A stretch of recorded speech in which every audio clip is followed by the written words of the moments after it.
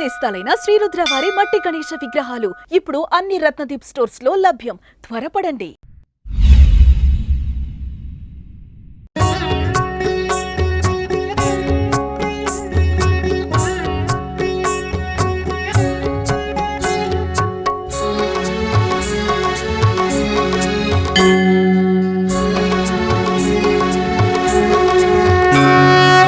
నమస్కారం, welcome to Suman TV. నేను గీతాంజలి. అందరికీ వినాయక చవితి శుభాకాంక్షలండి. ఏకదంతాయ వక్రతుండాయ గౌరీతనయాయ ధీమహి గజేశానాయ భారచంద్రాయ శ్రీగణేశాయ ధీమహి. ఎప్పుడెప్పుడు ఆ గణపతిని ఆరాధిద్దామా, ఎప్పుడెప్పుడు వ్రతం చేసుకుందామా, ఆ గణపతి అనుగ్రహం పొందుదామా అని మనలో చాలా మందికి ఉంటుంది. భాద్రపద మాసం వస్తుందంటేనే చాలు ఆ గణపతిని ఎప్పుడు పూజిద్దామా, ఎలా ఎంత వైభవంగా స్వామిని కొలుచుకుందామా అని చూస్తూ ఉంటాం కదా. కానీ దాని వెనుక ఇంకా కొన్ని సందేహాలు కూడా చాలా మందికి ఉంటాయండి. విగ్రహం కొనే దగ్గర నుంచి నిమజ్జనం వరకు కూడా మనకి ప్రతి విషయంలోనూ చిన్న చిన్న ధర్మ సందేహాలు అనేవి ఉంటాయి.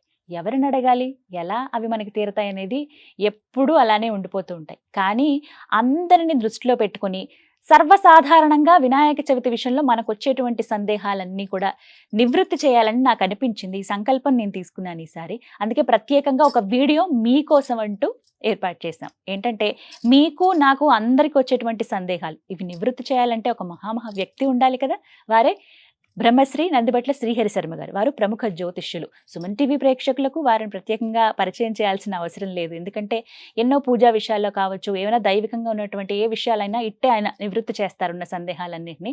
అలాగే నేను కూడా వినాయక చవితి విషయంలో మనందరికీ కలిగేటువంటి సందేహాలు నివృత్తి చేయండి అని అడిగితే తప్పకుండా వాటన్నిటికీ సమాధానం ఇస్తానన్నారు. మరి మీ తరపున నేను గురువుగారి ముందు కొన్ని ప్రశ్నలు ఉంచుతున్నాను.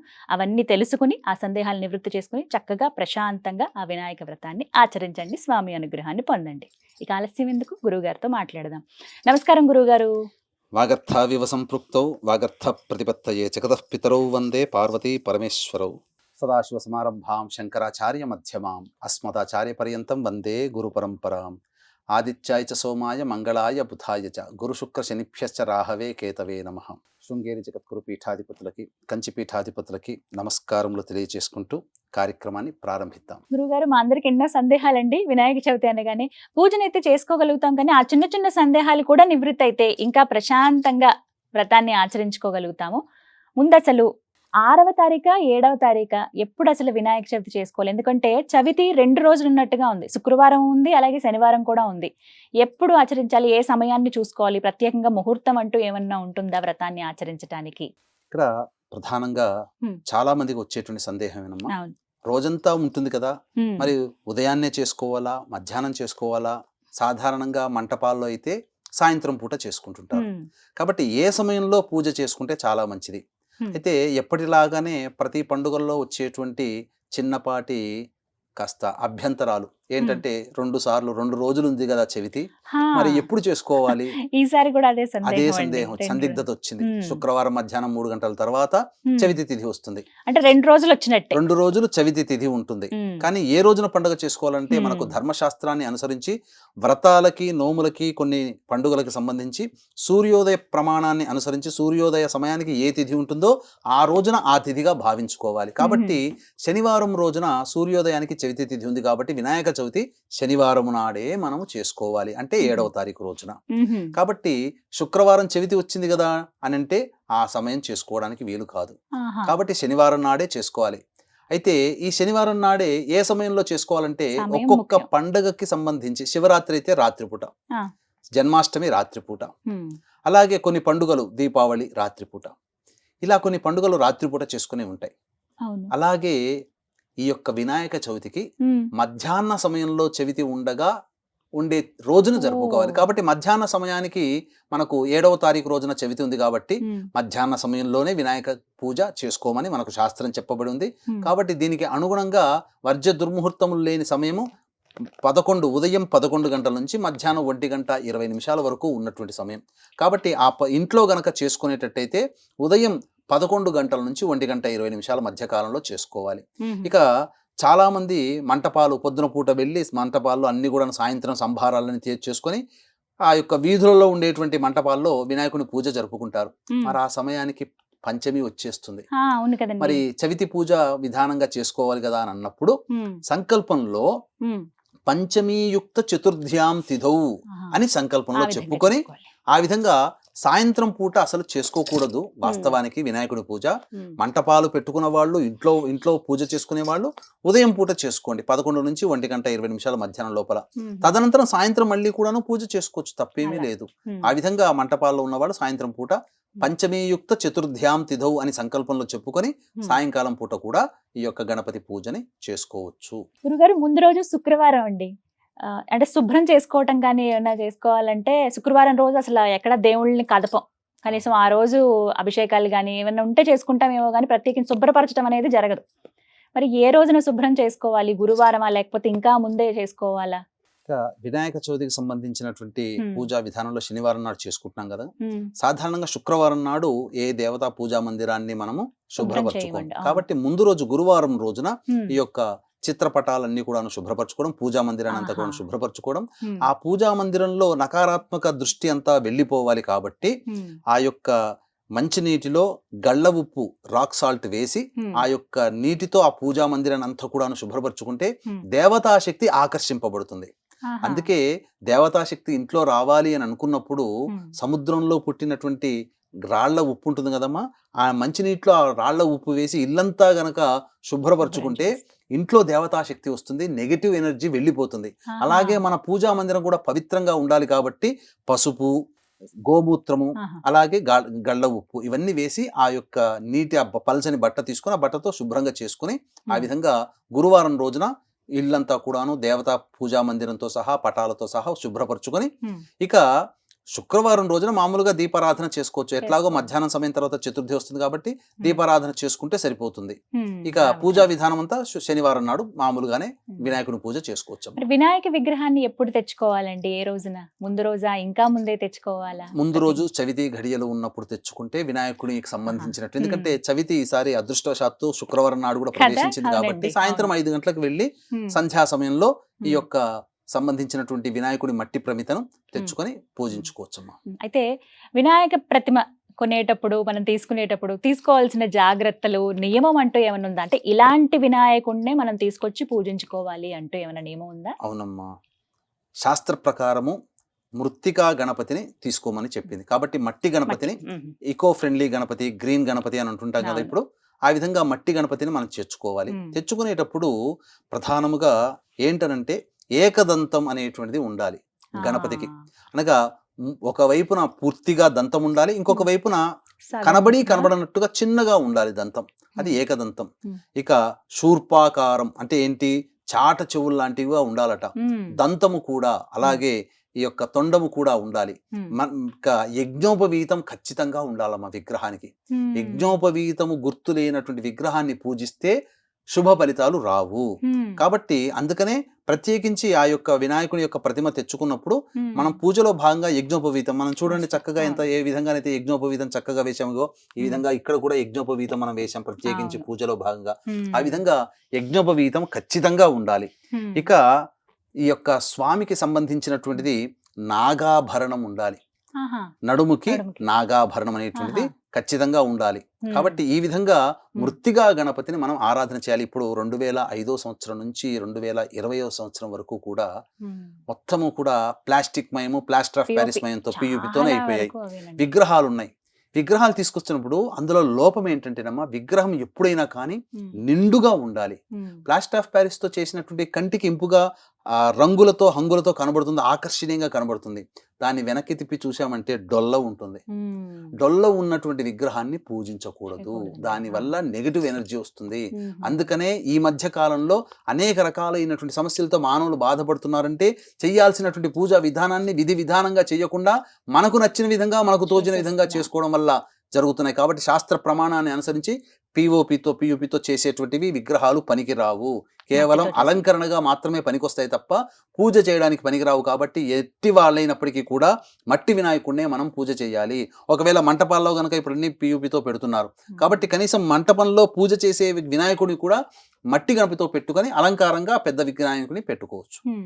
అంటే ఇక్కడ వినాయక విగ్రహం తీసుకునేటప్పుడు కూడా తొండం కుడివైపునే ఉండాలి అని మరి వెతికి తీసుకుంటారండి చాలా మంది. అది ఖచ్చితంగా నియమమా? వినాయకుడి విగ్రహంకి తొండం అనేది కుడివైపునే ఉండాలా?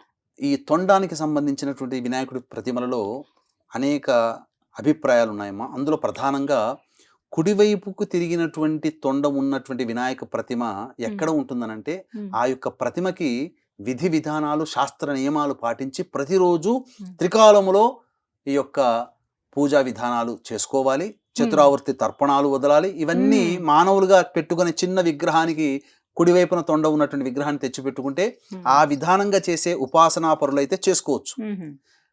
ఇవి ఎక్కువగా దేవాలయంలో ఉంటాయి. దేవాలయంలో ఉండేటువంటి వినాయకుడు ఎక్కువగా కుడివైపున ఉంటాయి. ఎందుకంటే నిత్యము ధూపదీప నైవేద్యాలు పంచోపచార విధానంగా షోడశోపచార విధానంగా ప్రతిరోజు కూడాను జరుగుతాయి కాబట్టి నియమ ప్రకారం ఉంటాయి. కాబట్టి దేవాలయంలో ఉండేటువంటి విగ్రహాలకి ఎక్కువ శాతం కుడివైపున తిరిగి ఉంటుంది. కానీ సాధారణమైనటువంటి మానవులం మనం అన్ని నియమాలతో మనం పూజ చేసుకోలేము. ఏదో మనకు భక్తి ఉంటుంది, చిరుభక్తి. ఆ చిరుభక్తికి తోడుగా కొద్దిగా ఉన్నటువంటి విధానంతో మనం చేసుకోవాలని ఎవరైనా ఆలోచిస్తారు. కాబట్టి ఎవరైనా కానీ వీక్షించేటువంటి సుమన్ టీవీ ప్రేక్షకులు ఎడమవైపున ఉన్నటువంటి తిరిగినటువంటి తొండ ఉన్నటువంటి వినాయక విగ్రహాన్ని పూజించాలి. కొన్ని వినాయక ప్రతిమలు ఎలా ఉంటాయంటేనమ్మా అలా ఎడం వైపుకి తిరిగి మళ్ళీ వంకి తిరిగి ఉండి మళ్ళీ కిందికి ఇలా చూస్తూ ఉంటాయి. కొన్ని ఏమో పైకి ఇలా తొండం పైకి ఎత్తినట్టు చూస్తుంటాయి. ఇవన్నీ కూడా పైకి ఉన్నటువంటి తొండం ఉన్నటువంటి వినాయకుని యొక్క విగ్రహం వలన తపోనిష్టలో ఉంటాడు వినాయకుడు. ఆ సూచిక కిందగా ఉన్నటువంటి తొండం కిందగా జారినట్టుగా ఉంటుంది, ఇట్లా వంకి తిరిగి. అది యోగనిష్టలో ఉంటాడు. తపము చేసుకునేవాడిని, యోగ ధ్యానంలో ఉన్నవాడిని తట్టి లేపకూడదు కదా. మరి దేవత ఆ విధంగా యోగనిష్టలో తపోనిష్టలో ఉన్నప్పుడు మనం పూజ చేసి పిలిపించామంటే అతనికి యోగానికి తపోగానికి భంగం కలిగించిన వాళ్ళం అవుతాం. ఆ విధంగా దేవతాగ్రహానికి గురి అవుతాం. కాబట్టి తొండము పైకి ఉన్నటువంటి విగ్రహం కానీ కిందకి ఇలా చూస్తున్నటువంటి అధోముఖంలో ఉన్నటువంటి విగ్రహం కానీ తొండము ఉన్నటువంటి విగ్రహాన్ని తీసుకోకూడదు, పూజ చేయకూడదు. ఇది పూజనీయము కాదు. కేవలం సాధారణమైనటువంటి మనం పూజ చేసేటువంటిది తొండము ఎడమ వైపున తిరిగి ఉన్నటువంటి విధానంగా పూజ చేసుకోవాలమ్మా. అలాగే చాలా మందికి ఆనవాయితీ ఉంటుందండి, పాలవెల్లి కడుతూ ఉంటారు. పళ్ళు, అలాగే కొన్ని కూరగాయలు, అలాగే కొన్ని పుష్పాలు, ఇవన్నీ ఇలా వేలాడినట్టుగా పాలవెల్లి చక్కగా అలంకరిస్తారు. కొంతమంది వెండివి కూడా పెడుతూ ఉంటారు. అంటే పాలవెల్లి ఖచ్చితంగా వినాయక పూజ చేసుకునేటప్పుడు పెట్టాలా? నియమం అంటూ ఉందా అలాగా? పాలవెల్లికి అనేటువంటి ఒక సూచనమ్మ సృష్టికి అనేటువంటి సూచనగా భావించాలి మనం. ఎందుకనంటే సృష్టికర్త అయినటువంటి బ్రహ్మ సృష్టిని ప్రారంభించేసాడట తనకు తోచిన విధంగా. కానీ ఎంత ప్రయత్నం చేసినా సృష్టి కార్యం జరగట్లేదు. చివరికి ఆలోచించగా నేను గణపతి పూజ చేయకుండా నేను సృష్టిని ప్రారంభించాను కదా అని చెప్పి తప్పు తెలుసుకుని గణపతిని పూజించి అప్పుడు గణపతి యొక్క అనుగ్రహాన్ని పొందాడు. గణపతి అకార ఉకార మకార స్వరూపమైనటువంటి ఓంకార రూపంలో దర్శనమిచ్చి గజముఖముతో దర్శనమిచ్చి సృష్టి కార్యం చేయడానికి అనుజ్ఞ ఇచ్చి నిర్విఘ్నంగా కొనసాగమని ఆశీర్వదించాడట. ఆ విధంగా సృష్టి ప్రారంభించాడు ఆ బ్రహ్మదేవుడు గణపతి యొక్క అనుగ్రహంతో. కాబట్టి సృష్టికి మూలము బ్రహ్మ అనుకుంటాము. ఆ బ్రహ్మ సృష్టి చేయడానికే కారణం ఈ యొక్క గణపతి అనుగ్రహం. కాబట్టి ఈ సృష్టి అనేటువంటిది కూడా 4 దిక్కుల్లో వ్యాపించి ఉంది. కాబట్టి ఈ 4 దిక్కులకి సూచికగా పాలవెల్లి కడతాం. చతురస్రాకారంగా ఉంటుంది. సృష్టిలో మనం ఏ వ్యక్తికైనప్పటికీ కూడా భుజించేటువంటి పదార్థములు ఆ సృష్టిలో మనకు ప్రధానం. మానవులుగా మనకు పండ్లు, కూరగాయలు, ఆకుకూరలు అన్ని ప్రధానమే కదా. ఆ విధంగా మనకు భుజింపడానికి అనువుగా ఉండేటువంటి పదార్థములన్నీ కూడా ఆ సృష్టిలో భాగముగా అనే భావనతో ఆ యొక్క పాలవెల్లికి పండ్లు, ఆకుకూరలు, కాయగూరలు, పుష్పములు ఇవన్నీ కూడాను అల్లికగా పెట్టి ఆ గణపతి విగ్రహానికి పైన ఆచ్ఛాదనగా ఈ యొక్క పాలవెల్లిని కడతారు. అంటే సృష్టికి మూలం నీవేనయ్యా, ఈ సృష్టి అంతా నీ వల్లనే జరిగిందనేటువంటి ఒక భావంతో మనం చెప్పుకునేటువంటి భావమే ఈ యొక్క పాలవెల్లి అనేటువంటిది. కాబట్టి సృష్టికి ఆద్యంతానికి కూడాను మూలము. పైగా ఇక్కడ ఒకటి ఏంటనంటే బ్రహ్మ గురించి ఘోరమైనటువంటి తపస్సు చేసి బ్రహ్మ వరప్రసాదంతో చాలా మంది అజేయముగా వరం పొందారు కదా. చాలా మంది రాక్షసులు, దేవతలు. అలాగా బ్రహ్మ దగ్గరికి వెళ్ళి నాకు చిరంజీవిత్వం కావాలని అడిగాడట. అడిగినప్పుడు పరశురాముడు దగ్గర ఉన్నటువంటి పక్కన ఉన్నటువంటి పరశురాముడు వారించి బ్రహ్మకు ఉపాయం చెప్పాడు. అప్పుడు ఎంతైనా బ్రహ్మ ఇష్టమైనటువంటి వాడు కదా గణపతి. ఎందుకంటే తన తండ్రి విష్ణు భగవానుడు, విష్ణు భగవానుడి యొక్క సోదరుని యొక్క కొడుకు ఈ యొక్క సంబంధించినటువంటి వినాయకుడు. కాబట్టి ఈ యొక్క బ్రహ్మదేవుడు అతనికి చిరంజీవిత్వాన్ని ఒక చక్కగా తెలివిగా అతనికి అందించాడని చెప్పవచ్చు. సృష్టి ప్రారంభము మొదటగా ఆయువు పోసుకునేది నీవే నాయనా, సృష్టి నాశనం అయినప్పుడు అప్పుడు మాత్రమే నీవు తరించిపోతావు, మళ్ళీ సృష్టి ప్రారంభమైనప్పుడు నువ్వు మళ్ళీ ఉద్భవిస్తావు, మళ్ళీ సృష్టి అంతమైపోయినప్పుడు నువ్వు మరణిస్తావు. అంటే ఇక్కడ మొత్తము ఆ యొక్క సృష్టికి అంతటి కూడా ఆయుష్ అతనికే ఉంది కదమ్మా. కాబట్టి తెలివిగా బ్రహ్మవరాన్ని ప్రసాదించాడు. కాబట్టి ఇక్కడ సృష్టికి సంకేతముగా ఆ యొక్క వినాయకుడు ఉన్నాడనే సూచికతో ఆ యొక్క పాలవెల్లిని కడతారమ్మా. ఈ సృష్టి మొదలు వినాయకుడే, అంతము కూడా వినాయకుడు అనే సూచనగా పాలవెల్లి. ఖచ్చితంగా కలశం పెట్టుకోవాలా గురువు గారు వినాయక వ్రతం చేసేటప్పుడు? ఇక్కడ కలశం పెట్టుకునే ఆచార సాంప్రదాయం గనక ఉన్నట్లయితే కలశం పెట్టుకుని చేసుకోవచ్చు. వినాయకుడికి మనకు ప్రతిమ రూపంగా చేసుకోమని మనకు ఉన్నది. కాబట్టి ఈ వినాయకుడిని మాత్రం మనం ప్రతిమా రూపంగా చేసుకుని ముందుగా కలశం పెట్టుకుని కలశ విధానంగా పూజ చేసుకోవచ్చు. కలశం లేకపోయినా ప్రతిమ రూపంగా చేసుకోవచ్చు. కానీ ప్లాస్టర్ ఆఫ్ ప్యారిస్ తో చేసినటువంటి ప్రతిమని కాకుండా ఈకో ఫ్రెండ్లీ గణపతి అయినటువంటి ఈ యొక్క సంబంధించినటువంటి మట్టి గణపతినే మనం ఆచరించండి. అలాగే వినాయక వ్రతం అసలు ఎవరెవరు ఆచరించవచ్చండి? ఎందుకంటే మగవారు మాత్రమే వినాయకుడికి పూజ చేయాలి అని చాలా మంది చెప్తుండగా విన్నాను నేను. ఎంతో మంది కామెంట్స్ రూపంలో కూడా ఈ క్వశ్చన్ అడిగారు. మగవాళ్ళు మాత్రమే చేయాలా, ఆడవాళ్ళు వ్రతం చేయకూడదా? వినాయక చవితి మేము చేసుకుందాం అనుకున్నామే, మేము చిన్నప్పటి నుంచి ఇలా చేసేవాళ్ళమే, అయ్యో అది పొరపాట, ఏమైనా జరుగుతుందా అని చాలా మంది అడుగుతున్నారు. ఈ యొక్క అపప్రథ ఈ సోషల్ మీడియాలో వచ్చినందువల్ల శాస్త్ర ప్రమాణానికంటే కూడా ఎవరి సొంత ఆలోచనలు గుప్పించడం ద్వారా అవి ప్రచారం అవుతున్నాయమ్మా. వాస్తవానికి స్త్రీ పురుష భేదము లేకుండా ఎవ్వరైనా ఈ యొక్క పూజ చేసుకోవచ్చు. ఉదాహరణకి మీకు చెప్తానమ్మా, రావణాసుడి తల్లి కైకసి కదా, ఆమె ప్రతిరోజు సముద్రం దగ్గర నిలుచుని ఉండి చక్కగా మృత్తికముతో శివలింగము ఆచరించి పూజ చేసేది. మరి ఆ పూజ చేయడానికంటే ముందు ఖచ్చితంగా గణపతి పూజ చేసి ఉండాలి కదా. ఆమె కూడా చేసింది కదా. రాముల వారి తల్లి అయినటువంటి కౌసల్యాదేవి, సుమిత్రాదేవి, కైకయి ఇవందరూ కూడా దేవతా పూజలు చేసిన వాళ్ళే. వాళ్ళు కూడా గణపతిని ఆరాధించే పూజ చేసి ఉంటారు కదా. అలాగే ఈ యొక్క పాండవుల తల్లి కుంతీదేవి, మాద్రి వీళ్ళందరూ కూడా దేవత, గాంధారి వీళ్ళందరూ కూడా దేవతా పూజలు చేసిన వాళ్ళే. అంటే ఉట్టిగా పూజ చేయటం వేరు, ఈ యొక్క గణపతి పూజలు కూడా చక్కగా చేసుకోవచ్చు. స్త్రీ పురుష భేదం లేకుండా ఎవరైనా చేసుకోవచ్చు. ఆడవాళ్లే చేసుకోవచ్చు, మగవాళ్లే చేయాలనేటువంటి నియమం ఏమీ లేదు. అందరికీ అందుబాటులో మగవాళ్ళు ఉండకపోవచ్చు, సందర్భంగా ఆడవాళ్ళు కూడా చేసుకోవచ్చమ్మా, తప్పేమీ లేదు. అలాగే ఇంకో కొన్ని సందేహాలు ఏమిటంటే, సూతకం ఉన్న వాళ్ళు అసలు వినాయక వ్రతం ఆచరించవచ్చా, చేసుకోవచ్చా, చేయకూడదా పూజ అని అడుగుతూ ఉంటారండి.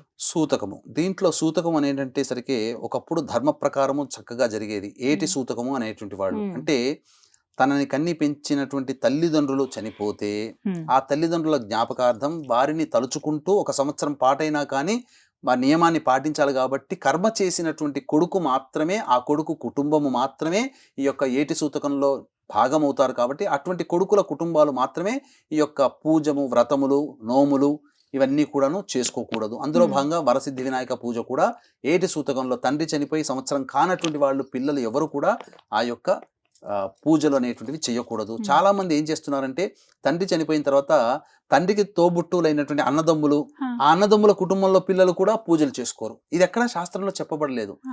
తండ్రి చనిపోతే ఆ తండ్రికి పుట్టినటువంటి కొడుకులు మాత్రమే ఆ యొక్క ఏటి సూతకంలో భాగస్థులు అవుతారని చెప్పవచ్చు. అంటే మండపాల దగ్గరికి వెళ్ళొచ్చా అండి? వినాయకుడిని చూడడానికి ఏటి సూతకంలో ఉన్న వాళ్ళు వెళ్ళొచ్చు, తప్పు లేదు. దూరం నుంచి చక్కగా చూడవచ్చు.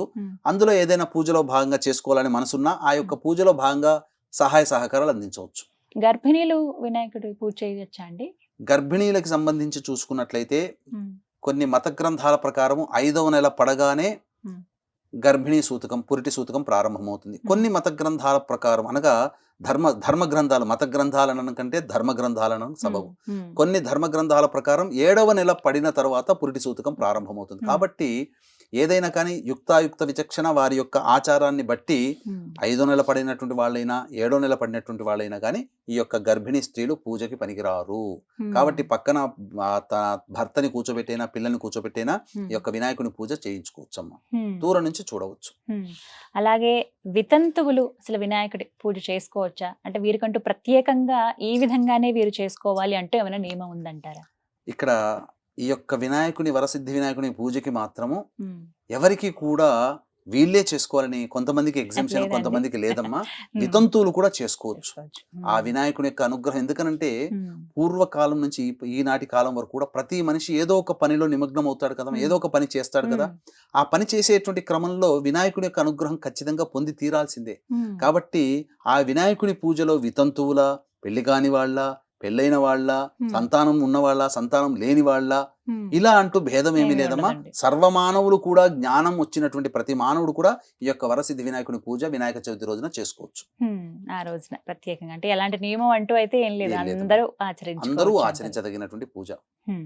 అన్ని ఏర్పాట్లు పూర్తి చేసుకున్నా కొన్ని ఆటంకాలు ఏర్పడుతూ ఉంటాయి మహిళలకి, ప్రత్యేకించి చిన్నపిల్ల అయితే గనుక వాళ్ళు రజస్వలు అవటం కానీ, బహిష్టులు రావటం కానీ, అంటే ఏర్పాట్లన్నీ చేసేసుకుని మరి కాసేపట్లో పూజ చేసుకుంటాం అనగా ఏమన్నా అడ్డంకులు వస్తే గనక అప్పుడు ఎలా అసలు మరి? ఇది చాలా మందికి వచ్చేటువంటి సందేహమేనమ్మా. ఇది ఎందుకంటే ప్రకృతి ప్రసాదమైనటువంటిది. అంటే మనం పిలిస్తే వచ్చేది కాదు, పొమ్మంటే పోయేది కాదు. కాబట్టి ఈ యొక్క అన్ని ఏర్పాట్లు చేసుకున్నటువంటి స్త్రీలు చక్కగా ఆనందంగా చేసుకునే సమయానికి ప్రకృతి పరంగా ఏదైనా అడ్డంకి వచ్చినప్పుడు ఆ యొక్క పూజా స్థలానికి దూరంగా ఉండడమే మేలు. ఆ యొక్క పూజ జరుగుతున్నన్ని రోజులు ఏ విధంగా కూడాను ఇంట్లో ఎటువంటి వస్తువుల్ని తాకకూడదమ్మా. ఇంట్లో అటు ఇటు తిరగకూడదు. అసలు పూజా మందిరానికి దగ్గరలో ఉండకూడదు. ఈ నియమాన్ని పాటించగలిగితేనే ఇంట్లో పూజ చేసుకోండి బహిష్టు అయినటువంటి వాళ్ళు. ఇవన్నీ మేము పాటించలేమండి, మేము ప్రతి నెల కలుపుకుంటాం కదా, అసలైతే శాస్త్ర ప్రకారం కలుపుకోకూడదు. ఆ రజస్వల అయినటువంటి స్త్రీలు ప్రతి నెల ధర్మ ప్రకారము ఆ యొక్క 3 రోజుల పాటు ఏ విధంగానూ ఇంట్లో తిరగకూడదు. అంటే తిరగకూడదు ఇన్ ద సెన్స్ ఎటువంటి వస్తువుల్ని ముట్టుకోకూడదు. 4వ రోజు ఇల్లు శుభ్రం చేసుకోవడానికి పనికి వస్తుంది. 5వ రోజు నుంచి దేవతా పూజా కార్యక్రమాలు చేసుకోవడానికి ఆమె పనికి వస్తుందమ్మా. అయితే శ్రావణ మాసంలో అయితే శ్రావణ శుక్రవారం వ్రతం అండి, మొదటి శుక్రవారం కాకపోతే రెండో వారం అవ్వకపోతే 3వ వారమో 4వ వారమో ఇలా అవకాశం ఉంటుంది. వినాయక చవితికి ఆ పూజకి ప్రత్యేకించి ఇలా ఏమైనా అవకాశం ఉందా? ఒకవేళ ఇప్పుడు పూజ చేసుకోలేకపోతే గనక 7వ తారీఖున వచ్చేటువంటి ఈ చవితి రోజున మళ్ళీ ఎప్పుడన్నా పూజను ఆచరించవచ్చా వ్రతాన్ని? దీనికి మనకు శాస్త్రాంతర్గతంగా దీనికి కూడా వెసులుబాటు ఉందమ్మా. ఎందుకంటే ఒకప్పుడు పిల్ల పాపలతో కూర్చొని పూజ చేసుకునే వాళ్ళు. ఇంకా పైన వెళ్ళినట్లయితే కుటుంబ సభ్యులందరూ కూడా, మేనత్తలు, మేనమామలు, బాబాయిలు, పిన్నమ్మలు, అందరూ పెదనాన్నలు, అందరూ ఆయమ్మలు, పెద్దమ్మలు అందరూ వచ్చి కుటుంబ సమేతంగా కూర్చొని అంగరంగ వైభవంగా ఈ యొక్క వినాయక చవితి పూజని చేసుకునేవాళ్ళు. కాలక్రమేణా కుటుంబం వరకు వచ్చింది. ఇప్పుడు న్యూక్లియర్ ఫ్యామిలీస్ అయిపోయాయి. ఇప్పుడు చాలా బిజీ స్కెడ్యూల్ అయిపోయింది. అందరికీ ఏవేవో పనులు, ముందుగానే అవన్నీ కూడా పనులు ఎంగేజ్ అయిపోతుంటుంటారు. కొంతమంది ఈ రకంగా ప్రకృతి పరంగా ఇబ్బంది వచ్చినటువంటి ఆడవాళ్ళు చేసుకోలేకపోతారు, బిజీ స్కెడ్యూల్లో ఉండి చేసుకోలేకపోతారు. అటువంటి వాళ్ళు ఏం చేయాలి అని అంటే, భాద్రపద మాసంలో వచ్చే సంకష్టహర చతుర్థి, పౌర్ణమి వెళ్ళిన తర్వాత వచ్చే చతుర్థి ఉంటుంది కదా, ఆ సంకష్టహర చతుర్థి రోజున వినాయకుని పూజ వినాయక చవితి రోజున ఏ విధంగా చేసుకుంటామో అదే విధానంతో గనక ఆ పూజ చేసుకుంటే వినాయక చవితి రోజున చేసినటువంటి పూజా విధానము మనం ఫలితాన్ని మనం పొందుతాము. ఆ రోజున చేసుకోవచ్చా అండి? ఇబ్బంది లేదు. చాలా మందికి ఏదొక అంటే అయ్యో అడ్డంకి వచ్చింది, ఎలాగా ఈ సంవత్సరం ఇంకా చేసుకోలేమేమో అని బాధపడిపోతూ ఉంటారు. వాళ్ళకి చక్కగా పౌర్ణమి తర్వాత వచ్చేటువంటి సంకష్టహర చతుర్థి ఆ రోజున వ్రతాన్ని చేసుకోవచ్చు అంటారు. అలాగే వినాయక వ్రతం అని అనగానే అందరికి గుర్తొచ్చేది పత్రులు. ప్రధానంగా ఏ రకమైన పత్రితో పూజ చేయాలి? ఎందుకంటేనండి ఊర్లల్లో అంటే రకరకాల పత్రులు అందుబాటులో ఉంటాయి. ఇది వరకు రోజుల్లో బాగా ఉండేవి. ఇప్పుడు అసలు ఈ కాంక్రీట్ జంగిల్లో ఇలాంటి సిటీస్లో దొరకట్లేదు. కొన్ని మార్కెట్కి వెళ్ళి ముందు రోజు తెచ్చుకుందాం అన్నా కూడా ఏవో ఒక 4-5 రకాలు దొరుకుతున్నాయి, ఇవే ఉన్నాయని వాటితో సరిపెట్టుకుని తెచ్చేసుకుంటున్నాం. అసలు ఎన్ని రకాల పత్రాలతో పూజ చేయాలి? ముఖ్యమైన పత్రం అంటూ ఏదన్నా ఉందా? మొత్తము 21 పత్ర పూజ అని చెప్పబడిందమ్మా. 21 పత్రాలు. అయితే మీరు అన్నట్టుగా పల్లెటూళ్ళలో చుట్టుపక్కల ఉన్నటువంటి వాళ్ళు కొన్ని తెచ్చుకోగలుగుతారు. సిటీలో ఉన్న వాళ్ళకి మాత్రం దుర్భేద్యం. అసలు 21 పత్రాలు లభించడం అనేటువంటిది ఎంతో భక్తి ఉండి శ్రద్ధ ఉంటే తప్ప అవి లభించుకోలేరు. కాబట్టి దీనికి ప్రత్యామ్నాయంగా మనం ఏంటంటే, గణపతికి ఇష్టమైనటువంటిది దూర్వ అంటే గరిక. ఈ గరికతో గనక పూజ చేసినట్లయితే 21 పత్రాలలో ఈ గరిక కూడా ఒకటి కాబట్టి ఈ యొక్క గరిక పూజని చేయాలి. అంటే ఏంటి, మొత్తం 21 నామాలు కదమ్మా. 21 నామాల్లో 2 చొప్పున ప్రతి ప్రతి నామానికి 2 చొప్పున గరిక. ఇగో వీక్షించేటువంటి ప్రేక్షకులకి గరిక ఏ విధంగా ఉండాలో నేను మీకు తెలియచేస్తాను. చూడండి, ఇది గరిక అండి. చాలా జూమ్లో చూపిస్తున్నాము, చూడండి. ఇది గరిక. కాబట్టి ఈ గరికని సాధారణంగా ఇలాగే తెచ్చుకొని పూజలో చేస్తుంటారు, కానీ దీన్ని ఇలా వాడకూడదు. ఇక్కడ గరిక పైన అమ్మ ఇక్కడ కొన్ని కొమ్మలు శాఖోపశాఖలుగా ఈ 3 ఉన్నాయి చూడండి అమ్మా. ఇప్పుడు ఈ విధంగా ఉంది కదా. ఇవన్నీ తీసిన తర్వాత ఇక్కడ పైన అగ్రభాగాన 3 ఉన్నటువంటిది చూసుకోవాలి. ఈ 3 ఉన్నటువంటి దాన్ని ఇక్కడ దీన్ని ఈ విధంగా కట్ చేసి, ఇప్పుడు ఇది గరిక అసలైనటువంటి పూజకి పనికొచ్చేటువంటిది. ఈ విధంగా 3 ఉంటాయి, అంటే త్రిశూలం లాగా ఉంటుంది. దీన్ని దూర్వాంకురములు అని అంటారు. దూర్వ అంకురము అగ్రభాగంలో ఉంటుంది. ఈ అంకురముతో ఒక్కొక్క నామంతో మనం పూజ చేసుకోవాలి. కాబట్టి ఈ దూర్వాంకురాలని 2 తీసుకోవాలమ్మా. 2 తీసుకొని ఏకవింశతి నామ పత్ర పూజ చేస్తాం కదా, ఆ ఏకవింశతి పత్ర పూజలో భాగంగా ఒక్కొక్క నామంతో ఒక్కొక్క పత్రంతో పూజ చేయాలి కదా. అన్ని పత్రాలు లేనటువంటి వాళ్ళు ఈ యొక్క దూర్వాంకురాలని 2 సంపాదించుకొని ఒక నామముతో 2 పెట్టాలి. ఈ విధంగా 10 నామాలతో పెడితే 20 అవుతాయి. 21 పూజలు చేయాలి కదా. అప్పుడు ఒక దూర్వాంకురం తీసుకొని మిగతా 11 నామాలు చెప్పి ఆ యొక్క 11 నామాలకి ఒకేసారిగా ఈ యొక్క ఒక్క గరిక సమర్పిస్తే చాలు. 21 పత్రాలతో పూజ చేసిన ఫలితాన్ని మనం పొందుతాం. ఎందుకంటే గరిక అంత ప్రత్యేకం వినాయకుడికి? వినాయకుడికి గరిక చాలా ప్రీతికరం అమ్మ. ఏంటనంటే ఇది మనకు దీనికి సంబంధించినటువంటి గాథ గనక చూసినట్లయితే, యముడి యొక్క కుమారుడు అనలాసురుడు రాక్షస ప్రవృత్తి చేత బ్రహ్మవర ప్రసాదితంతో ఒక గొప్ప వరాన్ని పొందాడు. తాను ఎక్కడ ఉంటే అక్కడ ఆ యొక్క ప్రదేశం అంతా దగ్ధమైపోవాలి అని చెప్పి వరం పొందాడు. ఆ విధంగా అగ్నిని తన శరీరంలో నిక్షిప్తం చేసుకున్నాడు. కాబట్టి ముల్లోకాలని కూడాను క్షోభింప చేస్తుంటే వరమిచ్చినటువంటి బ్రహ్మ దగ్గరికి వెళ్ళారు దేవతలంతా. నీవు ఇచ్చిన వర ప్రభావం ఇదంతా జరిగిందనంటే ఈశ్వరుని దగ్గరికి వెళ్దాం, ఆయనే మనకు దారి చూపుతానగా ఈశ్వరుని దగ్గరికి వెళ్ళగానే ఈశ్వరుడు వినాయకుడిని పురమాయించాడు. ఆ అనలాసుని సంహరించరా అని చెప్పి ఆ అనలాసునితో యుద్ధం చేశాడు. కొన్ని ఏళ్ల పాటు యుద్ధం చేసిన అనలాసురుడి యొక్క ప్రభావం తగ్గలేదు. ఇంతకింతకే శక్తివంతుడైతుంటే అప్పుడు ఆ వినాయకుడు ఆ అనలాసురుని ఒక్క ఉదిరిన ఒక ఉండగా చుట్టేసేసి మింగేసేసాడట. మింగేస్తే అగ్నిస్వరూపం కదా అనలాసురుడు. కడుపులోకి వెళ్ళిన తర్వాత మంట, ఇప్పుడు మనము అసిడిటీ, కడుపు మంట ఎలా అవుతుంటున్నామో అలా వినాయకుడు కడుపు మంటతో బాధపడుతుంటుంటే దేవతా వైద్యులందరూ కూడా ఎన్నో రకాలైనటువంటి ప్రయత్నాలు చేసి తగ్గించాలని చూశారు. అంతటా ఏం చేసినా ప్రయోజనం లేదు. అంతటా పార్వతీదేవి యొక్క ఆజ్ఞానుసారము ఈ యొక్క దూర్వములు అంటే గరిక పోచలతో ఆ యొక్క వినాయకుడి బొజ్జనంతా నింపారట. నింపేసరికి ఈ గరికలో ఉన్నటువంటి మహత్యం వల్ల ఆ గణపతికి ఉన్నటువంటి అగ్నిమాంద్యము, ఆ యొక్క కడుపు ఉన్నటువంటి మంట ఇవన్నీ తగ్గిపోయాయట.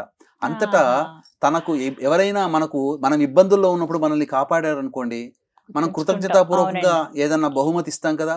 ఆ విధంగా గరిక తన యొక్క తాపాన్ని కాపాడింది కాబట్టి, తాపాన్ని హరింప చేసింది కాబట్టి, తనకి ఆరోగ్యాన్ని ఇచ్చింది కాబట్టి ఆ గరికను తన పూజలో అగ్రగణ్యురాలుగా చేసుకున్నాడట వినాయకుడు. అందుకనే వినాయకుడికి ఏ పత్రంతో పూజ చేసినా చేయకపోయినా గరికతో గనక పూజ చేసినట్లయితే గణపతి చాలా సంతృష్టి పడతాడు. కాబట్టి తాపములు తీర్చినటువంటిది గరిక కాబట్టి మన తాపములు తీర్చడానికి వినాయకుడు ముందుంటాడు. మన తాపం అంటే కోరికలు. కాబట్టి మన ఏ కోరిక ఉందో గణపతిని దూర్వంతో పూజ చేయడం ద్వారా ఆ యొక్క గణపతి యొక్క అనుగ్రహాన్ని మనం పొందుతామని చెప్పవచ్చు. అందుకే ప్రత్యేకం చాలా. గరిక మాలలు వేస్తూ ఉంటారు, గరికతో ఖచ్చితంగా పూజ చేస్తారు ఆ గణపతికి. అదనమాట అసలు కథ. అలాగే ఎన్ని రోజుల పాటు చేయాలండి పూజ? ఎందుకంటే నిమజ్జనం ఒక రోజులో చేసేస్తారు కొంతమంది 3 రోజులు ఉంచుతారు గణపతిని ఇంట్లోనే. 5 రోజులు చక్కగా చేస్తూ ఉంటారు. కొంతమంది నవరాత్రులు చేస్తారు, కొంతమంది 11 రోజులు ఇలా చేస్తారు. అసలు ఎన్ని రోజులు పూజించాలి గణపతిని? తప్పకుండానమ్మా. ఈ యొక్క విధానాన్ని తెలుసుకునేందుకు ఈ యొక్క వీక్షించేటువంటి సుమన్ టీవీ ప్రేక్షకులకి దసరా శరన్నవరాత్రుల సందర్భంగా సంవత్సరం పాటు మీ యొక్క కుటుంబ సభ్యుల అందరి గోత్రనామాదులతో ఒక పుణ్యతిథి రోజున ఏకాదశి కానీ, పౌర్ణమి కానీ, లేదా మాస శివరాత్రి రోజున కానీ ఒక్కొక్క పుణ్యక్షేత్రములో ప్రధానంగా అందరికీ ఆయుష్ ఉంటేనే అన్ని కోరికలు సిద్ధించుకోగలుగుతాం, శరీరం ఉంటేనే అన్ని మనం సంపాదించుకోగలుగుతాం. కాబట్టి మృత్యుంజయ మూలమంత్ర హోమం అనేటువంటిది చేయించడం జరుగుతుంది. గండదోషములు, అపమృత్యు భయదోషాలు నివారణ అవుతాయి. ఇక వృషభ, మిథున, కర్కాటక, సింహతుల, వృశ్చిక, మకర, కుంభమీన రాశుల్లో జన్మించినటువంటి వారికి శనిదోష నివారణ హోమాది కార్యక్రమాలు, అలాగే ఈ యొక్క ఏ మనిషికైనా కానీ విద్య, వివాహ, ఉద్యోగ, దాంపత్య, సంతాన, అనారోగ్య సమస్యలే బాధిస్తూ ఉంటుంటాయి. కాబట్టి ఆ యొక్క సమస్యల నివారణార్థమే 18 రకాల హోమాదులు అతి సామాన్య మానవుడు కూడా పాల్గొనే విధంగా చేయించడం జరుగుతుంది. ప్రతి నెల మీ గోత్రనామాదులతో జరుగుతాయి. ప్రతి నెల జరిగిన కార్యక్రమం జరిగిన తర్వాత వీడియో లింక్ మీకు పంపించడం జరుగుతుంది. ఈ విధంగా 1 సంవత్సరం పాటు జరుగుతుంది. కాబట్టి ఈ సంవత్సరం పాటు జరిగేటువంటి కార్యక్రమంలో భాగస్థులయ్యే వాళ్ళు ఈ యొక్క కార్యక్రమ తదనంతరం కాంటాక్ట్ చేసి పూర్తి వివరాలు తెలుసుకోవచ్చు. ఇక మనం చర్చలో భాగంగా ఎన్ని రోజుల పాటు ఈ యొక్క పూజ చేసుకోవాలి అనేటువంటిది మనం చెప్పుకుంటున్నామమ్మా. ప్రధానంగా నవరాత్రి విధానంగా పూజ చేసుకోవాలని చెప్పి మనకు శాస్త్ర ప్రమాణం ఏదైనప్పటికీ కూడా నవరాత్రులు, వసంత నవరాత్రులు, దుర్గా నవరాత్రులు, శ్యామ నవరాత్రులు, వారాహి నవరాత్రులు, అలాగే 9 రాత్రులు కూడా గణపతిని పూజించే విధానంగా ఉంది. 9 రోజులు చేసుకోవచ్చు. లేని వాళ్ళు 7 రోజులు, లేని వాళ్ళు 5 రోజులు, ఇంకా లేని వాళ్ళు 3 రోజులు. కనీసం భక్తి శ్రద్ధ ఉన్నటువంటి వాళ్ళు ఒక్క రోజున ఆ వినాయక చవితి రోజునైనా కానీ పూజ చేసుకుని ఆ వినాయకుడిని నిమజ్జనం చేయవచ్చు. ఈ విధంగా అంటే వారి శక్తి కొలది ఎప్పుడైనా పర్వాలేదు. శక్తి, భక్తి, శ్రద్ధ ఈ 3 ఉండాలి. అంటే ఇప్పుడు 7వ తారీఖునండి, ఆ రోజు మధ్యాహ్నానికల్లా పూజ అయిపోతుంది సుమారుగా. ఇక సాయంత్రం ఆ రోజున కదిపేయచ్చా గణపతిని, ఒకవేళ ఒక్క రోజే ఉంచుదాం అనుకునే వాళ్ళైతే? పూజ అయిపోయిన తర్వాతనే వెంబడే ఉత్తిష్ట చెప్పేయచ్చమ్మా. సాయంత్రం వరకు చూడాల్సిన పని లేదు. పూజ చేసుకున్న తర్వాత ఒక్కరోజు కనుక పూజ చేసుకునే వాళ్ళు ఆ పూజ చేసుకోగానే ధూపదీప నైవేద్యాలు అన్ని కూడాను పునః పూజ అవన్నీ చేసిన తర్వాత మళ్ళీ గణపతికి నిమంత్రణ మంత్రం చెప్పి గణపతిని ఉద్వాసన చేయొచ్చు. ఆ రోజునే లేకపోతే అంటే అలా చెప్పేసిన తర్వాత మండపాల్లో తీసుకెళ్లి పెట్టేయచ్చమ్మా. అలాగే ఆ రోజున పొరపాటున చందమామను చూస్తే పరిస్థితి ఏంటండి? ఏం చెయ్యాలి అసలు? ఇక్కడ ప్రధానంగా చందమామని చూసేటువంటి ఈ యొక్క విధానం కేవలం ఒక్క గణపతికి మాత్రమే ఉందమ్మా. కాబట్టి ఇక్కడ వీక్షించేటువంటి ప్రేక్షకులు గమనించాల్సిన అంశం ఏంటంటే, చవితి తిథి 2 రోజులు వచ్చింది. మరి మొదటి రోజు శుక్రవారం నాడు చూడకూడదా, శనివారం నాడు చూడకూడదా అని అంటుంటారు. చాలా మందికి ఉండేటువంటి తెలిసి అయితే ఎలాగో చూడము, వ్రతాన్ని ఆచరించుకుంటే వెంటనే అక్షంతలు వేసుకో. అసలు ఎంత భయం అంటే నీలాపనిందాలు పాలైపోతామేమో అని భయపడతాం. శ్రీకృష్ణుల వారికే తప్పలేదమ్మా, మనం ఎంతటి వాళ్ళం. మరి ఎలా అండి? మీరు అన్నది నాకు ఇప్పుడు గుర్తొచ్చింది. నిజమే కదా, ముందు రోజు కూడా చవితి. కాబట్టి వీక్షించేటువంటి ప్రేక్షకులు పోయిందేమీ లేదండి. శుక్రవారం రోజున కూడా చూడకూడదు ఆ యొక్క చంద్ర భగవాను. శనివారం నాడు కూడా చూడకూడదు. 2 రోజుల పాటు చంద్రుని చూడకూడదు. ఇదేంటండి, ఒక్క రోజే కదా మనకు శాస్త్రం చెప్పబడి ఉంది, మీరేంటి 2 రోజులు అంటున్నారు అని అంటే, పార్వతీదేవి శాపం ఇచ్చినటువంటి సమయానికి ఏ చవితి రోజున నా కొడుకు ఈ పట్టాభిషిక్తుడు అవుతున్నాడో ఆ చవితి రోజున హేళన చేసి నా కొడుకు మరణానికి కారణమయ్యావు కాబట్టి ఆ చవితి నిన్ను చూసిన వాళ్ళందరూ కూడా నీలాపనిందలు పడతారు అని చెప్పి శాపం ఇవ్వడంతో ప్రపంచమంతా అట్టుడికిపోయింది కదా. ఎవరు చంద్రుని చూడట్లేరు, ఓషధులు కూడా మొలకెత్తట్లేవు. ఆ విధంగా దేవతలందరూ వెళ్ళి అమ్మవారిని శాంతింపచేయగా, ఏ పుట్టినరోజునైతే నువ్వు నవ్వి నా కొడుకు మరణానికి కారణం అయ్యావో ఆ రోజున నిన్ను చూసిన వాడికి మాత్రమే నీలాపనిందలు కలుగుతాయని చెప్పింది. పార్వతీదేవి యొక్క అమ్మ వచనం ప్రకారము చతుర్థి తిథి రోజున నిన్ను చూసిన వాళ్ళకి అని చెప్పింది. మరి చతుర్థి తిథి శుక్రవారం మధ్యాహ్నం 3 గంటలకు ప్రవేశం చేస్తుంది కదా. మరి అప్పుడు శుక్రవారం రాత్రి కూడా చంద్రుడు చతుర్థిలోనే ఉంటాడు, చతుర్థి తిథిలోనే ఉంటాడు. అలాగే శనివారం ఎలాగో వినాయక చవితి. కాబట్టి శుక్ర శనివారాలు 2 రోజులు చూడకుండా ఉండడమే మేలు, ప్రాశస్త్యము, విధానము కూడా అదే అని చెప్పవచ్చు. ఇక పొరపాటున గనక ఎవరైనా చంద్రుని చూస్తే తప్పదు, నీలాపనిందలు మోయక తప్పదు. అయితే ఇక్కడ ప్రధానంగా గమనించాల్సినటువంటి అంశం ఏంటంటే, ఈ యొక్క నీలాపనిందలు కలిగినప్పుడు ఎట్లాగో పొద్దున పూట మనం పూజ చేసుకుంటాం కదా, పూజ చేసుకునే భాగంలో కథ అవన్నీ చదువుతాం కదా. అందులో ప్రత్యేకమైనటువంటిది కృష్ణ భగవాన్ల వారు చంద్రుని చూసి నీలాపనిందలు కలిగి తన యొక్క ప్రయత్నం చేత నీలాపనిందలు పోగొట్టుకున్నటువంటి కథని శమంతకోపాఖ్యానము అని ఉంటుంది. ఆ యొక్క శమంతకోపాఖ్యానము కథని గనక చక్కగా ప్రశాంతముగా భక్తితో చదివి ఆ యొక్క గణపతి దగ్గర పూజ చేసినటువంటి అక్షితలు మిగిలి ఉంటాయి కదా, ఆ గణపతి పాదాల దగ్గర ఉన్నటువంటి అక్షితల్ని శిరస్సున జల్లుకొని ముమ్మార్లు కూడా ఆ యొక్క గణపతికి నమస్కారం చేసి నీలాపనిందల నుంచి నన్ను తొలగించు స్వామి అని చెప్పి ఒక 11 గుంజీళ్లు తీస్తే చాలమ్మా. తప్పకుండా గణపతి మనకు వచ్చేటువంటి ఆపదల్ని కూడాను కాచుకొని కూర్చుంటాడు, ఆపదల నుంచి మనల్ని గట్టెక్కిస్తాడని చెప్పవచ్చు. వినాయకుడి పూజలో తులసి పత్రాన్ని అస్సలు వినియోగించరు, అసలు తులసితో వినాయకుడికి పూజ చేయొద్దు, అసలు మీరు ఒకవేళ పత్రాలు అవి తీసుకొచ్చేటప్పుడు తులసి మాత్రం తీసుకురాకండి అని చెప్తూ ఉంటారండి. ఎందుకని? ఏమైనా కారణం ఉందా? కారణం ఉందమ్మా. మనకు శాస్త్ర ప్రమాణాన్ని అనుసరించి ఒక్కొక్క దేవతకి ఒక్కొక్క పూజలలో భాగంగా కొన్ని పత్రములు అలాగే కొన్ని పుష్పాలు పూజించకూడదు. ఇప్పుడు ఈశ్వరుడికి మొగలి పూలతో పూజ లేదు, ఎందుకని? శాప ప్రభావం. అలాగే వినాయకుడికి తులసి పూజ నిషేధము. ఎందుకనంటే ఈ తులసి దేవి అమ్మవారు విష్ణువుని భర్తగా కోరి ఘోరమైనటువంటి తపస్సు చేస్తే ఆ యొక్క దేవత ఆమెకి ప్రత్యక్షమై బదరికాశ్రమంలో విష్ణు భగవానుడు వస్తాడు. ఆ వచ్చినటువంటి వ్యక్తిని నిన్ను వివాహం చేసుకుంటాడు, అతనే నీ భర్త అని అమ్మవారికి చెప్తుందమ్మ. చెప్పిన తర్వాత ఆమె బదరికానికి కనుక ఇప్పుడున్నట్టు బద్రీనాథ్కి వెళుతుంది.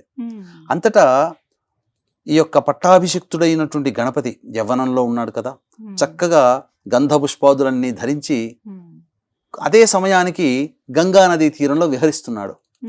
ఆమె అనుకుంది విష్ణువే ఇతనేమో అని భ్రమతో ఆ యొక్క వినాయకుడు వెంటపడి నన్ను చేసుకో అని అంటుంటే వినాయకుడు దివ్య దృష్టితో చూస్తాడు.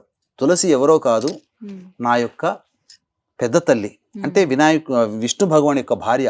కాబట్టి నీవు నేను నిన్ను వివాహం చేసుకోనమ్మా, తగదమ్మా, ఇది సంబంధం కాదమ్మా, నీవు తల్లి లాంటి దానివి అన్నా కూడా ఆ దేవత ప్రత్యక్షమే చెప్పింది, నన్ను పరీక్షిస్తున్నాడేమో, విష్ణువే పరీక్షిస్తున్నాడేమో భావన పెట్టుకొని పదే అడగసాగిన తర్వాత అప్పుడు జరిగిందంతా కోపోద్రిక్తుడైనటువంటి ఆ వినాయకుడు కోపోద్రిక్తుడై, నీవు నాకు తల్లితో సమానము, నేను పార్వతీ తనయుని వినాయకుడిని, వద్దనకుండా నా వెంట పడుతున్నావు కాబట్టి నీవు భూలోకంలో వృక్షమై జన్మించుగాక అని చెప్పి శపిస్తాడు. చెప్పించేసరికి ఆ తులసి మాత్రం ఆగుతుందా?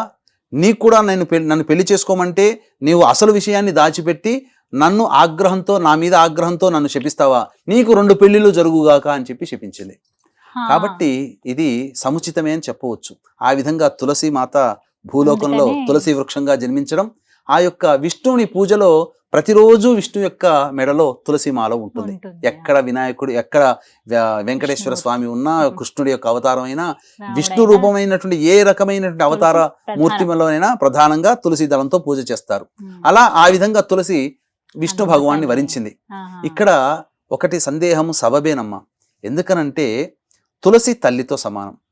దేవుని వినాయకుని పూజలో భాగంగా తల్లి అయినటువంటి ఎక్కడైనా తల్లి కొడుకుని పూజిస్తుందా? కాబట్టి ఆ విధంగా సముచిత న్యాయమైన చెప్పవచ్చు. ఆ విధంగా తులసి ఈ యొక్క వినాయకుని పూజలో అర్హురాలు కాదు. కానీ వినాయక చవితిలో మాత్రం 21 పత్రాలలో భాగంగా మహత్యము కలిగినటువంటి తులసి కాబట్టి ఆ తులసిని మాత్రం వినాయక చవితి రోజున మాత్రం పూజలో భాగంగా చేయొచ్చని మనకు శాస్త్రవచనం చెప్పబడి ఉంది. ఆ రోజున వరకు పూజించవచ్చు వినాయక చవితిలో భాగంగా మాత్రమే. అంతేనమ్మా, ప్రత్యేకంగా తులసితో పూజ చేయకూడదు. 21 పత్రాలలో భాగంగా పూజ చేయవచ్చు. అలా మాత్రమే. అందరికీ వచ్చేటువంటి సందేహం నైవేద్యాల విషయంలో. అసలు ఎన్ని నైవేద్యాలు ఆ బొజ్జ గణపయ్యకి నివేదన చేయాలి అని? 9 అంటారు కొంతమంది, 11 అంటారు కొంతమంది, లేదు 21 ఖచ్చితంగా నైవేద్యాలు చేయాల్సిందే అని అంటూ ఉంటారు. ఎన్ని నైవేద్యాలు పెట్టాలండి? సరే, నైవేద్యం విషయంకి వచ్చేసరికి మనకు గణేష పురాణాన్ని అనుసరించి నైవేద్యము పెట్టవలసినటువంటిది ఒకే ఒక్క నైవేద్యము మోదకాలు. మోదకాలు మాత్రమే నైవేద్యం. కానీ చాలా మందికి తెలిసినటువంటిది ఏంటంటే ఉండ్రాళ్లే మోదకాలేమో అని అనుకుంటారు. అది వేరు, ఇది వేరు. మనకు మోదకాలు ఇవి చేసుకోవచ్చునమ్మా. చక్కగా ఆవు నేతిలో వేయించాలి, నూనెలో వేయించకూడదు. వేయించినవి ఆవు నేతిలో వేయించినటువంటి మోదకాలనే ఆ యొక్క వినాయకుడికి నైవేద్యంగా పెట్టాలి. చాలా మంది 21 రకాల నైవేద్యాలు, 16 రకాల నైవేద్యాలు, 11 రకాల నైవేద్యాలు, 9 రకాల నైవేద్యాలు, 5 రకాల నైవేద్యాలు పెడుతుంటుంటారు. కానీ మోదకాలు మాత్రమే పెట్టమని ఉన్నది. అయితే మీ యొక్క శక్తిని అనుసరించి, మీ యొక్క భక్తిని అనుసరించి, శ్రద్ధను అనుసరించి బేసి సంఖ్యలో ఎన్ని రకాల నైవేద్యాలైనా కానీ స్వహస్తములతో చేసి ఈ యొక్క వినాయకుడికి నైవేద్యంగా పెట్టవచ్చునమ్మా. కానీ ప్రధానంగా అందరికీ శక్తి ఉంటుందా? ఉండదు. చాలా మంది బీదవాళ్ళు కూడా ఉంటారు కదమ్మా, వాళ్ళకి భక్తి ఉంటుంది, శ్రద్ధ ఉంటుంది, కానీ శక్తి ఉండదు. మరి అటువంటి వాళ్ళు ఏం చేయాలి? స్వయంగా చేసినటువంటి కొబ్బరి లడ్డూలు, బెల్లము కొబ్బరి కలిపినటువంటి లడ్డూలు నైవేద్యంగా పెట్టవచ్చు. లేదు, కనీసము బెల్లం ముద్దనైనా కానీ నైవేద్యంగా పెట్టినా ఆ గణపయ్య సంతోషపడతాడు. అందుకని ఇప్పటికీ కూడా యజ్ఞ యాగాది క్రతువులు చేసే సందర్భంలో భాగంగా వినాయకుడికి నైవేద్యం పెట్టేటప్పుడు పండ్లు పూల కంటే ముందుగా ఈ యొక్క గుడము అనగా బెల్లమును నైవేద్యంగా పెట్టి తదనంతరం మళ్ళీ కొబ్బరికాయలు, పండ్లు, పూలు నైవేద్యంగా పెడతారు. ఈ విధంగా చేయొచ్చు. కానీ బెల్లం నైవేద్యంగా పెట్టాలి. ఎందుకంటే ఏనుగుకి చెరుకు అంటే ప్రీతి. చెరుకు తోట ఎక్కడ వచ్చినా ధ్వంసం చేసేస్తుంది, తినేస్తుంది. ఆ చెరుకు రసముతో తయారైనటువంటి బెల్లమే ఆ యొక్క గణపతికి ఇష్టమైనటువంటిది. కొబ్బరి కూడా చాలా ఇష్టము. కాబట్టి కొబ్బరితో చేసినటువంటి బెల్లము కలిపినటువంటి నైవేద్యం కూడా పెట్టవచ్చు. మోదకాలు మాత్రము ఖచ్చితంగా ప్రధానంగా పెడితే ఆ గణపతి యొక్క అనుగ్రహం కలుగుతుందని చెప్పవచ్చమ్మా. గురుగారు, ఒక మాట అడగాలండి. స్వయంగా ఇంద్రుడే వచ్చి భూలోకంలో ఉన్నటువంటి శ్వేత గణపతిని పూజిస్తారు ప్రత్యేకించి వినాయక చవితి రోజున అని నేను విన్నాను. ఇది ఎంతవరకు వాస్తవం? శ్వేత గణపతి అంటే అసలు ఎలా ఉంటారు? ఎక్కడున్నారు ఈ భూ ప్రపంచంలో? ఇది మనకు సృష్టి ప్రారంభంలోనే మనకు తెలుసు కదప్ప. ఆ, అనేకంగా ఈ దేవతలు రాక్షసులు వాళ్ళు అద్భుతమైనటువంటి వస్తువుని శోధించే క్రమంలో క్షీరసాగర మథనం చేస్తారు. హ్మ్, వాళ్ళు ఎంతో ప్రయత్నం చేసినా ఏది లభించలేదు. అప్పుడు తెలుసుకుంది ఏంటంటే మనం గణపతి పూజ చేయకుండా క్షీరసాగర మథనం మొదలు పెట్టాము అని చెప్పి ఆలోచించేసి దేవతలు తమ యొక్క దైవ శక్తితో ఆ సముద్రం కదా అప్పటికప్పుడు ఏం దొరుకుతాయి, నురగ వస్తుంది కదా, ఆ నురగనంతా ఒక చోట చేర్చి గణపతి రూపముగా తయారు చేసి ఆ నురగ గణపతిని వాళ్ళు పూజ చేశారు. అటువంటి గణపతిని పూజ చేసినటువంటి ఫలితముగా లక్ష్మీదేవి, ఉచ్చైశ్రవము, పారిజాతము ఇలా అనేకమైనటువంటి దివ్య వస్తువులు వచ్చాయి. నురగతో అలా ఆ ఉంటుందండి? గణపతి అమ్మ ఇప్పటికీ ఉంది. ఆ. ఈ నురగ గణపతిని ఏం చేశాడంటే ఇంద్రుడు స్వర్గానికి పట్టుకుని వెళ్ళి అక్కడ పూజ చేయడం ప్రారంభించాడు. ఆహా. అయితే ఈ యొక్క అహల్య స్వయంవరంలో ఆ అహల్యను చూసి మోహించినటువంటి ఇంద్రుడు హ్మ్, తన రూపాన్ని, కామరూపాన్ని ధరించి ఆ అహల్యని పొందుతాడు. హ్మ్. అప్పుడు తప్పు తెలుసుకున్నటువంటి అహల్య, గౌతములు ఇద్దరు కూడా బాధాతృప్త హృదయులై ఆ యొక్క శాపాన్ని ఇంద్రుడికి ఇస్తారు. హ్మ్. ఆ శాప నివృత్తి కోసము భూలోకంలో ఉన్నటువంటి సమస్తమైనటువంటి శివాలయాలకి వెళ్ళి అర్చనాభిషేకాదులు జరుపుకోమని దేవతల గురువైనటువంటి బృహస్పతి సెలవిస్తాడు. ఆహా. ఈ విధంగా ఈ యొక్క కుంభకోణానికి 8 కిలోమీటర్ల దూరంలో ఉండేటువంటి తిలోవదాంచి అనేటువంటి ఊర్లో కపోతీశ్వరాలయం, కపర్ధీశ్వరాలయం, కపోతీశ్వరాలయం కాదు కపర్ధీశ్వరాలయం అనేటువంటిది ఉంది. హ్మ్. ఆ కపర్ధీశ్వరాలయ ప్రాంగణంలో ఇప్పటికీ కూడా ఆ యొక్క నురగ గణపతి విగ్రహం ఉందమ్మా. ఓ. అయితే ఆ కపర్ధీశ్వరాలయానికి చేరుకోగానే ఆ యొక్క అభిషేకం చేసేటప్పుడు గణపతిని ఎక్కడ పెట్టకూడదు, ఎవరో ఒకరు పట్టుకోవాలి. ఆ. ఎవరు దొరుకుతారా అన్నప్పుడు ఆ ఈశ్వరుడే బాలుడి రూపంలో వచ్చి మ్మ్. ఆ విధంగా కనబడగానే ఆ ఇంద్రుడు వెళ్ళి ఆ బాలునికి నచ్చచెప్పి ఆ యొక్క నురగ గణపతి విగ్రహాన్ని ఆయన చేతిలో పెట్టి నేను పూజ చేసుకొని వస్తాను, నీవు రక్షించు అనగా నేను 3 సార్లు నేను పిలుస్తాను, రాలేకపోతే నేను ఇక్కడే పెట్టేస్తాను అని అంటాడు. మ్మ్. ఆ విధంగా పూజ చేసే సందర్భంలో నేను పూజ చేస్తుండగానే 3 సార్లు ఆ బాలుడు పిలుస్తాడు, రాలేకపోయేసరికి అక్కడే విగ్రహాన్ని పెట్టేసేస్తాడు. ఇక అది ఆహా. భూమిలో అంతర్భాగం అయిపోతుంది. మ్మ్. తదనంతరం ఏమైపోయింది, ఆ యొక్క గణపతిని ఎన్నిసార్లు పెకిలించినా రాలేకపోతాడు. అప్పుడు అశరీరవాణి పలికితుంది ఏమనంటే గణపతి ఇక్కడ ఉండదలుచుకున్నాడు కాబట్టే ఈ విధంగా ఈ యొక్క ప్రకృతి నియమం అయ్యింది, స్థిరమై. స్థిరమైపోయింది కాబట్టి నువ్వు దాని గురించి ఆలోచించగానే ఆ గణపతికి నమస్కారం చేసుకుని వెళ్ళిపోతాడు. ఇప్పటికీ కూడా కుంభకోణానికి 8 కిలోమీటర్ల దగ్గరలో ఉన్నటువంటి తిలోవలంచి గ్రామంలో కపర్ధీశ్వరాలయం దేవాలయంలో ప్రాంగణంలో ఉంది. మ్మ్. ఆ యొక్క విగ్రహానికి ఎవరు కూడా అభిషేకము చెయ్యరు, మ్మ్. కేవలం ఎవరూ ముట్టుకోరు, మ్మ్. కేవలం కర్పూరాన్ని, పచ్చ కర్పూరాన్ని మాత్రమే జల్లుతారు. మ్మ్. ప్రతి సంవత్సరం వినాయక చవితి రోజున మ్మ్. ఇంద్రుడే స్వయంగా వచ్చి ఆ యొక్క కపర్ధీశ్వరాలయం ప్రాంగణంలో ఉన్నటువంటి శ్వేత గణపతి, నురగ గణపతిని ఆ యొక్క హా. గణపతిని పూజిస్తాడు. మనం దర్శించుకోవచ్చా మనం అండి? దర్శించుకోవచ్చు, ఇప్పటికీ ఉంది. మ్మ్. మన గూగుల్లో వెతికితే దొరుకుతుంది. మ్మ్. చక్కగా ఆ యొక్క నురగతో చేసినటువంటిది దాన్ని శ్వేత గణపతి అని అంటారు.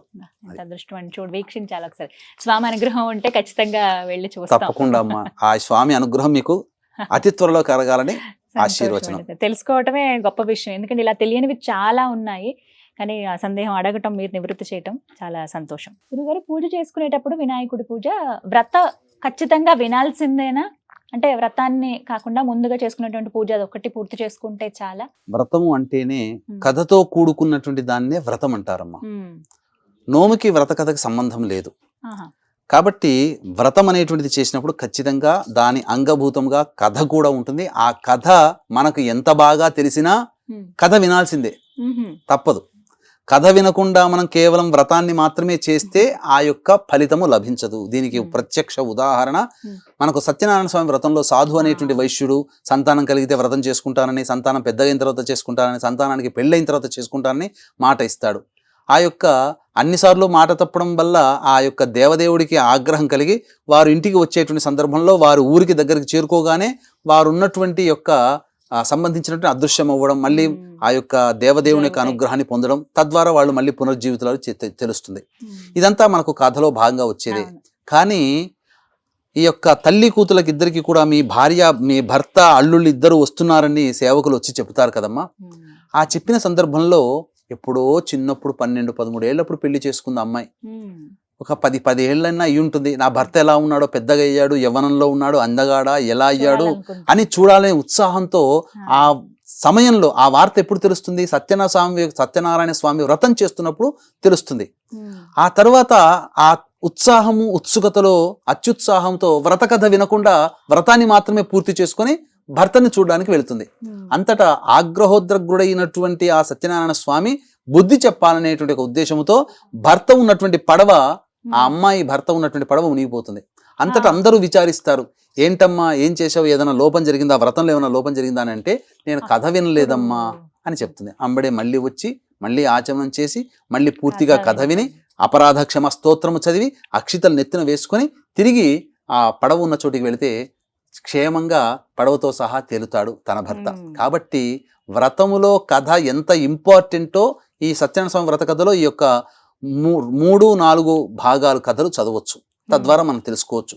కాబట్టి వీక్షించేటువంటి ప్రేక్షకులు ఖచ్చితంగా మనకు ఎంత బాగా కథ తెలిసినప్పటికీ కనీసం గుర్తు తెచ్చుకోండి, మననం చేసుకోండి. కనీసం పుస్తకంలో ఉన్నటువంటి కథనైనా ఆ పూజ చేసిన తర్వాత ఇంటిల్లిపాది అందరూ వినే విధంగా గట్టిగా కథ చదవండి, అందరికీ వినిపించండి, అందరి చేత చదివించండి. కథ లేని వ్రతము సంపూర్ణము కాదు, సంపూర్ణ ఫలితాన్ని ఇవ్వదు, మనకి ఇంకా దుష్ప్రభావాన్ని కలగచేస్తుంది. కాబట్టి వ్రతం ఎంత నిష్టగా చేసుకుంటామో అంతే భక్తితో ఈ యొక్క వ్రత కథని కూడా మనం ఆచరించాలి.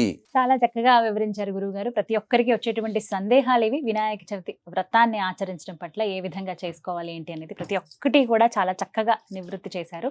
ధన్యవాదాలు గురువు గారు. నమస్కారం అండి. సర్వం శ్రీ ఉమామహేశ్వర పరబ్రహ్మార్పణమస్తు. విన్నారుగా, ఇవన్నీ మనందరికీ వచ్చేటువంటి సందేహాలే. చక్కగా ఇవన్నీ నివృత్తి అయ్యాయి మీ అందరికని భావిస్తూ మీరు కూడా చాలా చక్కగా ఆ స్వామిని ఆరాధించండి, ప్రత్యేకించి వ్రతాన్ని చేసుకోండి. ఆ వరసిద్ధి వినాయకుడి అనుగ్రహం మీకు ఎల్లవేళలా ఉండాలని, మీ జీవితంలో కలిగేటువంటి విఘ్నాలు ఆయన ఎప్పటికప్పుడు ఆపి మీకు కరుణ చూపించాలని, ఆ స్వామి కటాక్షం మీకు ఎప్పుడు ఉండాలని మనస్ఫూర్తిగా కోరుకుంటూ ఓం గం గణాధిపతయే నమః. నమస్కారం.